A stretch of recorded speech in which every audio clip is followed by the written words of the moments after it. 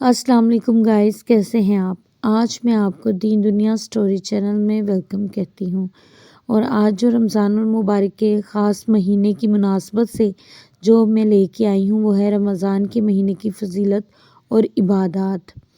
ہم رمضان المبارک اسلامی سال کا سب سے بابرکت مہینہ ہے، جسے ماہ رحمت، مغفرت اور نجات کہا جاتا ہے۔ اس مہینے میں اللہ تعالیٰ کی خاص رحمت نازل ہوتی ہے، جنت کے دروازے کھول دیے جاتے ہیں اور جہنم کے دروازے بند کر دیے جاتے ہیں، اور شیاطین کو قید کر دیا جاتا ہے۔ رمضان کی فضیلت، قرآن مجید کا نزول۔ رمضان کی سب سے بڑی فضیلت یہ ہے کہ اسی مہینے میں اللہ تعالیٰ نے اپنا مقدس کلام قرآن مجید نازل فرمایا۔ اللہ تعالیٰ فرماتے ہیں، رمضان وہ مہینہ ہے جس میں قرآن نازل کیا گیا، جو لوگوں کے لیے ہدایت ہے اور حق و باطل میں فرق کرنے والا ہے۔ سورۃ بقرہ آیت نمبر 185۔ روزے کا خصوصی اجر۔ نبی کریم صلی اللہ علیہ وآلہ وسلم نے فرمایا، ابن آدم کا ہر عمل اس کے لیے ہے سوائے روزے کے، کیونکہ وہ میرے لیے ہے اور میں ہی اس کا بدلہ دوں گا۔ بخاری مسلم۔ شب قدر کی برکت۔ رمضان کی آخری 10 راتوں میں ایک ایسی رات ہے جو 1000 مہینوں سے بہتر ہے۔ اس میں عبادات کرنے کا ثواب بے شمار گنا زیادہ ہوتا ہے۔ رمضان کی عبادت۔ روزہ رکھنا۔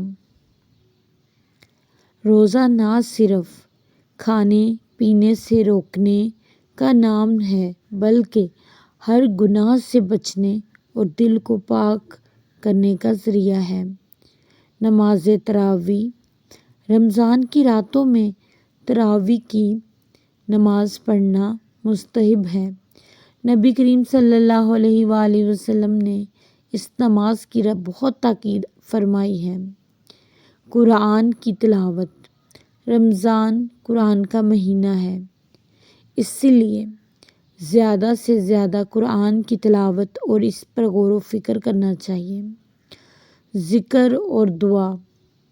رمضان میں اللہ کا ذکر، درود شریف، استغفار اور دعا مانگنے کی خاص فضیلت ہے۔